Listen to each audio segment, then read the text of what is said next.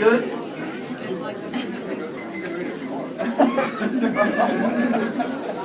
Let me call you back up.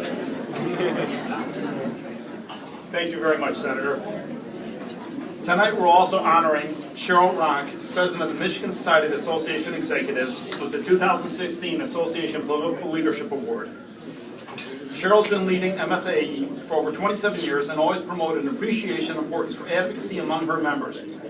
Thanks to Cheryl and her work, Congress is better informed, better equipped to understand the importance of associations to America. We're honoring her for her outstanding support for political action in the association community. Cheryl?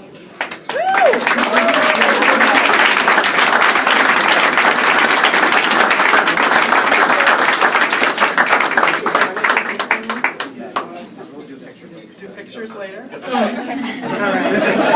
And Senator, I want to let you know that my groom is here, and we've been married 31 years as well. Yeah. You know, I believe that all politics is local, and probably most of you would agree with me. So those of us that have those relations at the local level need to make sure that we're bringing those to the table.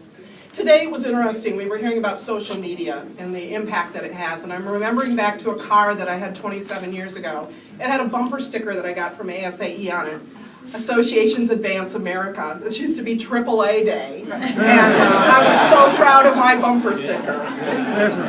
And over the 27 years, what we've really been able to do is to establish some relationships by telling the stories of the value of associations.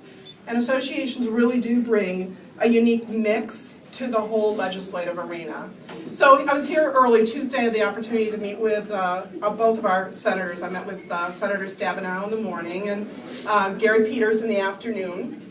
And what's interesting is how much both of them wanted to see us, not only for the messages, but because of the connections.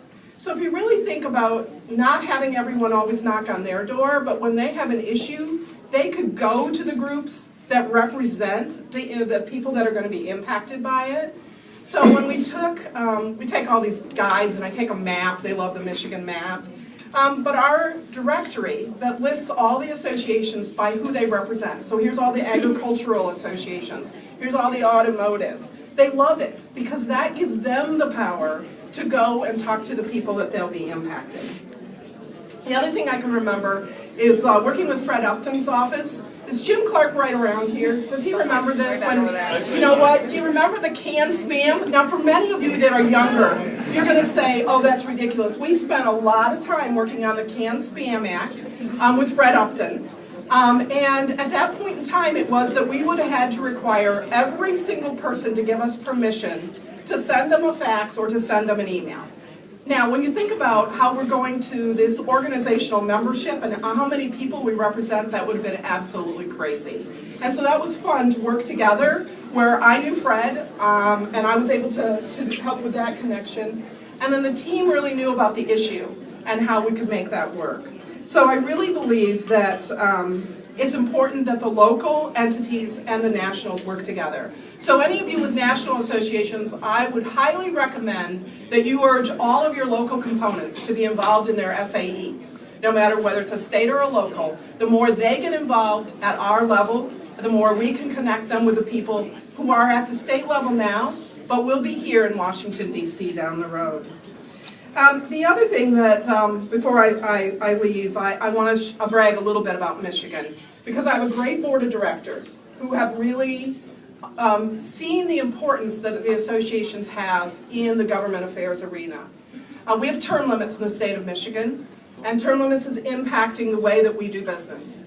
As a result, MSAE has started to become involved in making sure that there's a healthy public policy environment in the state. All of us work with both groups on either side of the aisle on many of the things we do. And so we need to realize that we don't want to encourage that divisiveness. We need to work to make sure that there is collaboration in whatever way that we can do that. Okay, lastly, before I leave, I need to ask, how many of you give $1,000 or more to a charity? Would you raise your hand? Okay, those of you that have already contributed to the PAC, you can put your hand down.